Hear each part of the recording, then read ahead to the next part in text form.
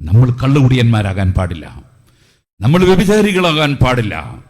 സുബ്ഹാനല്ലാഹ്, അന്യ സ്ത്രീയിലേക്ക് നോക്കി ആസ്വദിക്കുന്നവന്റെ നോട്ടം വ്യഭിചാരമാണെന്ന് മുഹമ്മദുർ റസൂലുള്ളാഹി.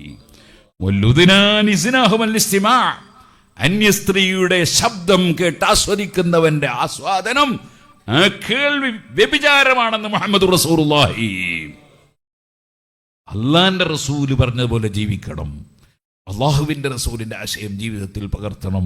അള്ളാഹു അതിന് നമുക്ക് തൗഫീഖ് നൽകട്ടെ. ഞാൻ കൂടുതൽ സംസാരിക്കുന്നില്ല. കുടുംബബന്ധം ചേർക്കണം, അയൽവാസികൾക്ക് നന്മ ചെയ്യണം, പ്രായമുള്ളവരെ ബഹുമാനിക്കണം, ഭർത്താവിനെ പരിഗണിക്കണം, ഭാര്യമാരെ നന്നായി പരിഗണിക്കണം. ഭാര്യമാരെ പീഡിപ്പിക്കാൻ പാടില്ല, അവരെ നിസ്സാരപ്പെടുത്താൻ പാടില്ല, അവരെ ബാപ്പാനെയും ഉമ്മാനെയും കുറ്റം പറയാൻ പാടില്ല, അവരെ അമ്മാവനെ കുറ്റം പറയാൻ പാടില്ല, ആങ്ങളിനെ കുറ്റം പറയാൻ പാടില്ല. ഗീബത്ത് എന്ന് പറഞ്ഞാൽ ഗീബത്ത് തന്നെ ഒരാൾ ഇഷ്ടപ്പെടാത്തത് പറയല. സ്വന്തം മകനെപ്പറ്റി ഒരാൾ പറഞ്ഞാൽ, മകനെപ്പറ്റി കുറ്റം പറഞ്ഞാൽ അത് അയാളെ ഗീബത്ത് പറയുന്ന പോലെ തന്നെയാണ്. അങ്ങനെയുണ്ട് ചിലർ ആലിമീങ്ങളെ സംബന്ധിച്ച്, ഓറ് നല്ല ആളാണ്, അയാൾ വലിയ ആളാണ്, മകൻ വളരെ പോക്കാ, അത് ഗീബത്താണ് എന്ന് തുഹഫയിൽ കാണാം. മകനെ പറ്റി പറഞ്ഞാൽ ഗീബത്താവും, പറയാൻ പാടില്ല. ആരെയും അങ്ങനെ കുറ്റം പറയാൻ പാടില്ല. എല്ലാരെ സംബന്ധിച്ചും നല്ലത് പറയാം. തെറ്റായ കാര്യങ്ങൾ ചെയ്യുമ്പോഴോ അത് തെറ്റാണ് എന്ന് നല്ല സൗമ്യമായ നിലക്ക് പറഞ്ഞു കൊടുക്കുക, അല്ലാതെ പൊട്ടാന്ന് പറഞ്ഞിട്ടല്ല പറഞ്ഞു കൊടുക്കേണ്ടത്. അതേപോലെ തന്നെ 10 കൊല്ലം കഴിഞ്ഞാൽ സുന്നികളൊക്കെ പള്ളി കൊണ്ടുപോകും സ്ത്രീകളെ എന്നൊന്നും ആരും പ്രഖ്യാപിക്കുന്നുണ്ട്. അവർ ഒറ്റ സുന്നിയും കൊണ്ടുപോകില്ല, യാതൊരു സംശയവും വേണ്ട. ഒരു സുന്നിയും അള്ളാഹിന്റെ റസൂലിനെ ധിക്കരിച്ചിട്ട് പള്ളിയിലേക്ക് കൊണ്ടുപോകില്ല. നമ്മൾ അങ്ങനെയാണ് പറയേണ്ടത്. സുന്നികൾക്ക് ധൈര്യം പകരല്ലേ ചെയ്യേണ്ടത്, അവരെ തളർത്തി കളിയാണോ വേണ്ടത്? സുഹൃത്തുക്കളെ, നമ്മൾ അള്ളാഹുവിൻ്റെ ദീനിൻ്റെ ഖാദിമീങ്ങളാകണം, അതിൻ്റെ പ്രവർത്തകരാകണം. അത് നല്ല നെയ്യത്തോടെ ആയിരിക്കണം. പേര് കിട്ടാൻ വേണ്ടിയായിരുന്നു. പേര് കിട്ടാനാണെങ്കിൽ സ്വർഗം കിട്ടൂല. അതെ, അള്ളാഹുവിൻ്റെ ഖുർആൻ പറഞ്ഞില്ലേ, മൻ അറാദൽ ആഖിറത വലഹാ സഅയഹാ വഹുവ മുഅ്മിൻ. ആഖിറം ഉദ്ദേശിച്ചുകൊണ്ട് പ്രവർത്തിക്കണം, അതിനുവേണ്ടി അധ്വാനിക്കണം. നേരെ മറിച്ച് മങ്കാന യുരീദു ഹർസദ് ദുനിയാ, ദുനിയാവിൽ സ്ഥാനം കിട്ടണം, പണം കിട്ടണം, അധികാരം കിട്ടണം എന്ന് വിചാരിച്ച് പ്രവർത്തിച്ചാൽ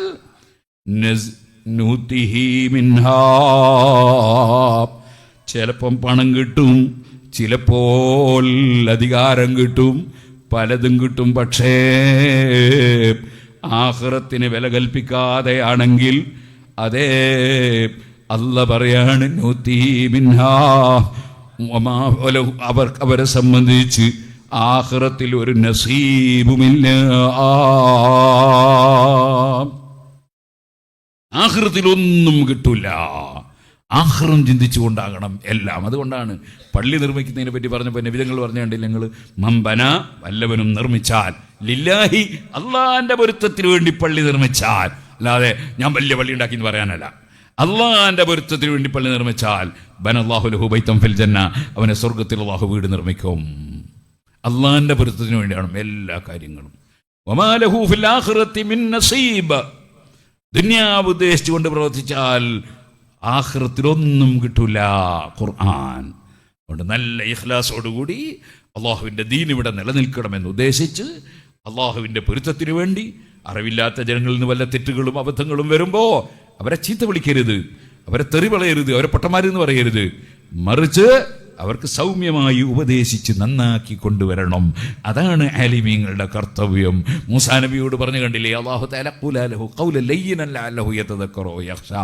ഫിറഔൻ നന്നാവൂല എന്ന് അല്ലാഹുക്ക് നന്നായിട്ട് അറിയാം. എന്നിട്ടും അല്ലാഹ് പറയാ, ഫിറൗന്റെ അടുത്ത് പോയിട്ട് സൗമ്യമായി പറയണേ മൂസാ നബിയേ, സൗമ്യമായി പറയണേ മൂസാ നബിയേ, സൗമ്യമായി പറയണേ ഹാറൂൻ നബിയേ.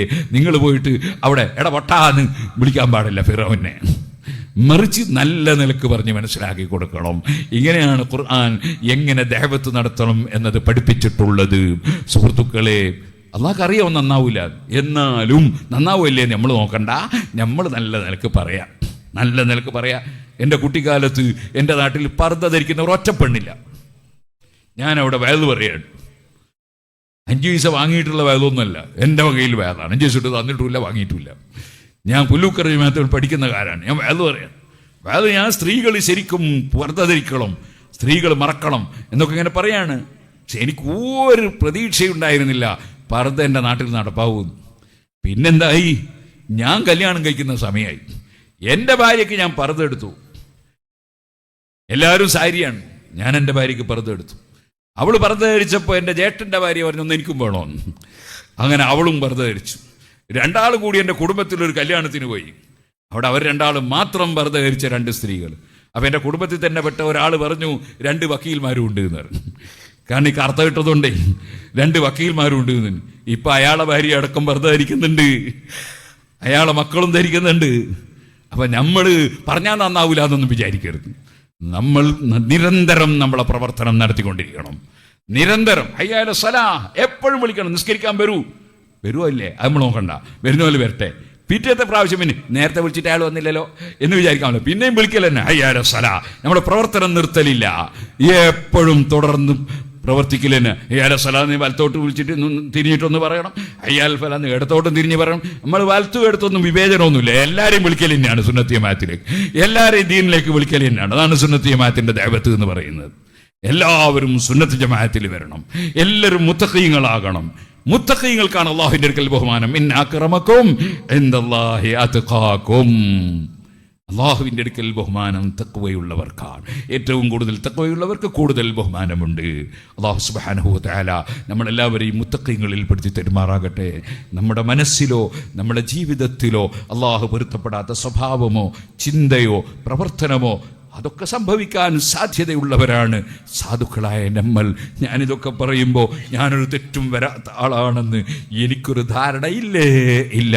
ഒരുപാട് തെറ്റുകൾ ഈ പാവപ്പെട്ട എന്നിൽ നിന്ന് അറിഞ്ഞും അറിയാതെയും മറന്നും മനഃപൂർവ്വം സംഭവിച്ചിട്ടുണ്ടാകുമെന്ന ഉറപ്പോടുകൂടിയാണ് ഞാൻ പറയുന്നത്. സംഭവിച്ചിട്ടുണ്ടാകും. പക്ഷേ റബ്ബേ ഞങ്ങൾ മഅസൂമീങ്ങളല്ല എന്നതിനാൽ, ഞങ്ങൾ ഖുതുബുകളല്ല എന്നതിനാൽ, ഞങ്ങൾ ദീന് പറയാതിരുന്നാൽ പിന്നെ ദീന് പറയാൻ ആരുണ്ടാകും? നിന്റെ ദീന് പറയാൻ പിന്നെ ആരുണ്ടാകും? ഓരോരുത്തരും അവനവൻ്റെ നഫ്സിനെ സംബന്ധിച്ച് ചിന്തിക്കുമ്പോൾ ഞാൻ വളരെ മോശക്കാരനല്ലേ എന്ന് മാറി നിന്നാൽ പിന്നെ നിന്റെ ദീനാര് പറയും? അതുകൊണ്ട് ഞങ്ങൾ കടപ്പാട് നിർവഹിക്കുന്നു. ഇതിൻ്റെ ബർക്കത്ത് കൊണ്ട് ഞങ്ങളെ പാപങ്ങൾ പുറത്തു തരണം റഹ്മാനെ. ഞങ്ങളാരും തെറ്റൊന്നും വരാത്തവരാണെന്ന അഹങ്കാരമൊന്നും ഞങ്ങൾക്കില്ല. ഞങ്ങളെല്ലാവരുടെയും സർവ്വ തെറ്റുകുറ്റങ്ങളും നീ മാപ്പാക്കി തരണം റഹ്മാൻ. ജീവിക്കുന്ന കാലത്തോളം നിന്റെ വെള്ളം കുടിച്ച്, നിന്റെ ഭക്ഷണം കഴിച്ച്, നിന്റെ ഓക്സിജൻ ശ്വസിച്ച്, നീ തന്ന ഹാർട്ടും ബ്രെയിനും കരളും തലച്ചോറുമൊക്കെ ഉപയോഗപ്പെടുത്തുന്ന ഞങ്ങൾ റബ്ബേ, നീ തന്നത് എത്ര അനുഗ്രഹങ്ങളാണ്. ആ അനുഗ്രഹങ്ങൾ ഓരോ സമയത്തും അനുഭവിച്ച് ജീവിക്കുന്ന ഞങ്ങൾ, നീ പൊരുത്തപ്പെടാത്തത് ഞങ്ങളുടെ ജീവിതത്തിൽ വന്നെങ്കിൽ അത് മാപ്പാക്കി തരണം റഹ്മാനെ.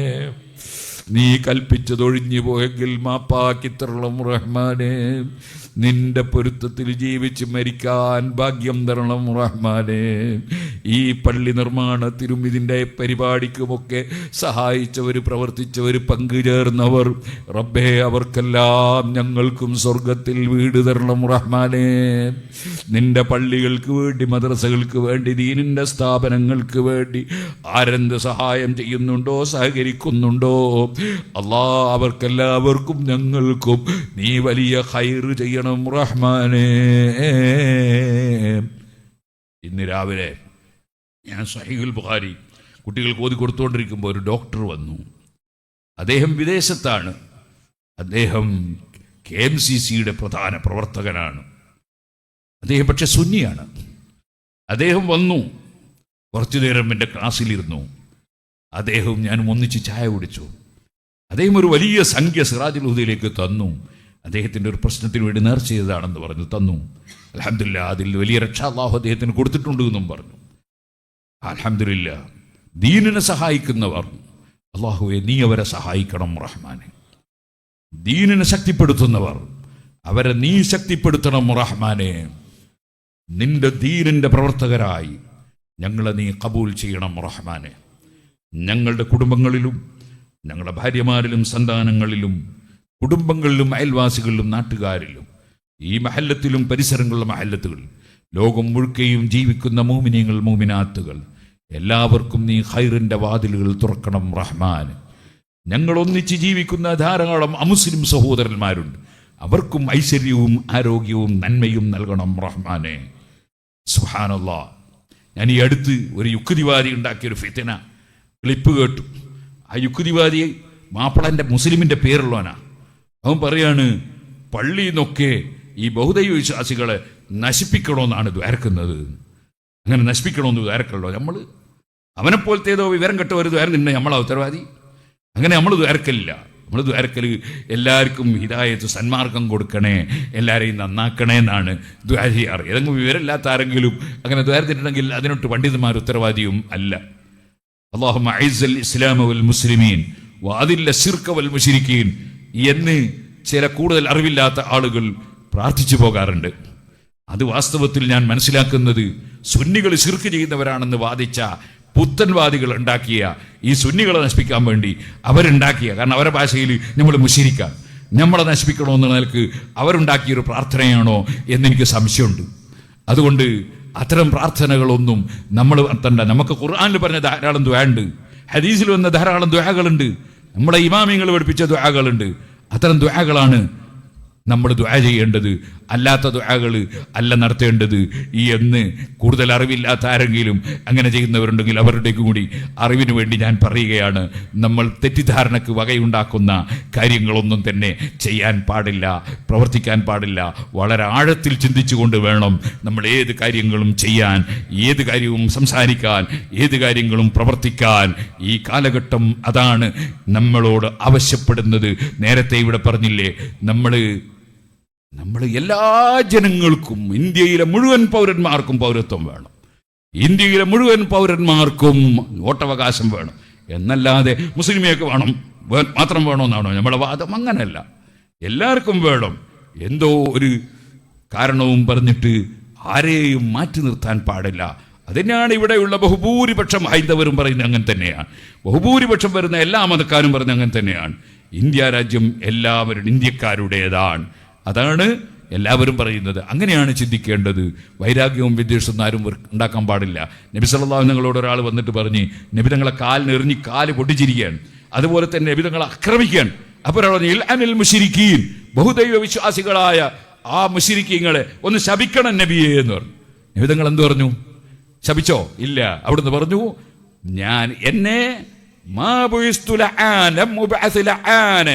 എന്നെ ശപിക്കുന്നവരായി പറഞ്ഞേക്കപ്പെട്ടിട്ടില്ല. എന്നെ നിയോഗിക്കപ്പെട്ടത് കാരുണ്യവുമായിട്ടാണ്, എല്ലാവർക്കും കരുണയാണ്.